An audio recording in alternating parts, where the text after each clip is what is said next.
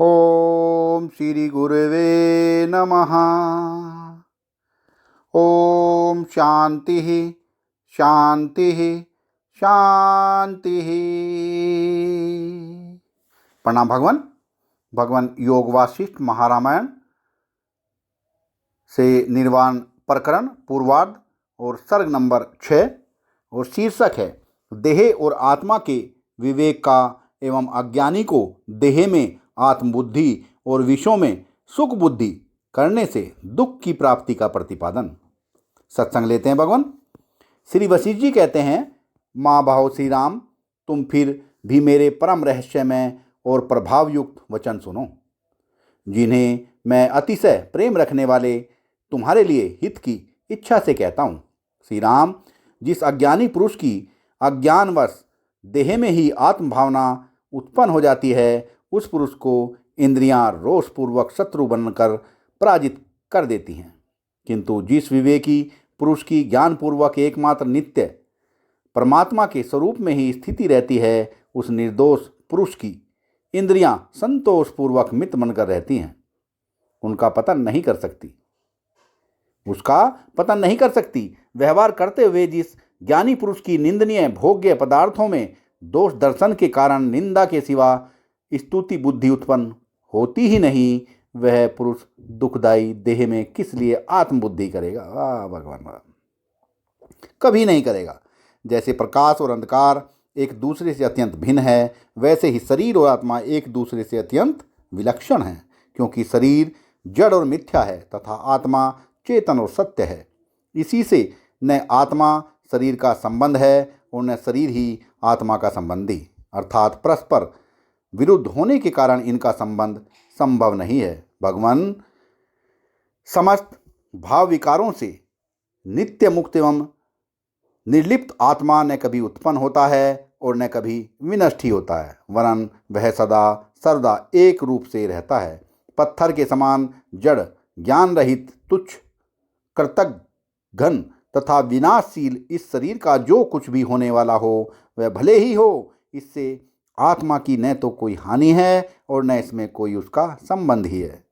विशिष्ट दृष्टियों से देखने पर भी सद्रूप ब्रह्म कभी असद्रूप नहीं हो सकता। इसी प्रकार सर्वव्यापक जीवात्मा का शरीर के साथ तनिक भी संबंध संभव नहीं।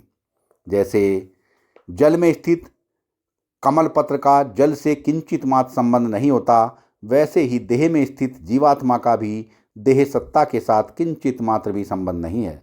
परमात्मा का अच्छी प्रकार साक्षात्कार हो जाने पर परमार्थ सत्य रूप परमात्मा में ही स्थिति हो जाती है और देह आत्मबुद्धि रूप अज्ञान प्रयुक्त भ्रम नष्ट हो जाता है।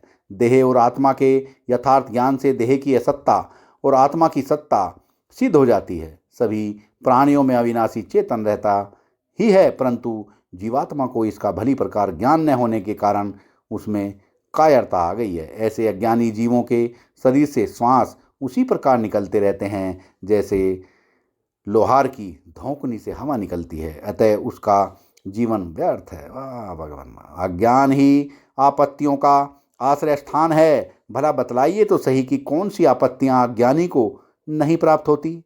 अज्ञानी को उग्र दुख और सांसारिक क्षणिक सुख भी बार बार आते और जाते रहते हैं। देह, धन, स्त्री आदि में आसक्ति रहने वाले अज्ञानी का यह दुष्ट दुख कभी भी शांत नहीं होता। इस अनात्मभूत जड़ देह में आत्मभाव करने वाले अज्ञानी पुरुष की असत्य बोधमयी माया क्या किसी प्रकार भी नष्ट हो सकती है? अर्थात बिना ज्ञान के किसी प्रकार नष्ट नहीं हो सकती। उस अज्ञानी पुरुष का ही जन्म पुनः पुनः बालपन प्राप्त करता रहता है, बालपन बार बार यौन प्राप्त करता रहता है, यौन बार बार वार्धक्य प्राप्त करता रहता है और वार्धक्य बार बार मरण प्राप्त करता रहता है।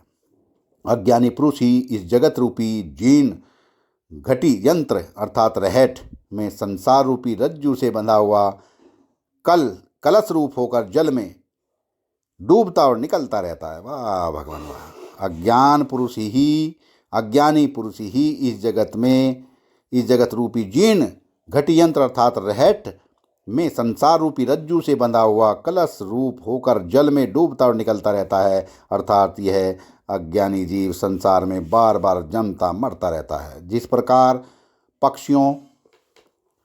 प्रकार पक्षियाँ पिंजरे से बाहर निकल पाती हैं, वैसे ही उदर भरण में अति आसक्ति रूपी बंधन से बंधे ज्ञान दृष्टि से हीन अज्ञानी पुरुष की बुद्धियाँ अपार संसार समुद्र के पार नहीं जा सकती। श्री राम विषयों को जो केवल ऊपर ऊपर से दिखाई देने वाली मधुरता, परिणाम में अनर्थ रूपता, आद्यंतवत्ता, देशतः परिच्छिन्नता और समस्त अवस्थाओं में नश्वरता प्रसिद्ध है, वे सब अज्ञान रूपी वृक्ष के ही फल हैं। सत्संग को विराम देते हैं भगवान, आगे का सत्संग कर लेंगे। प्रणाम भगवान।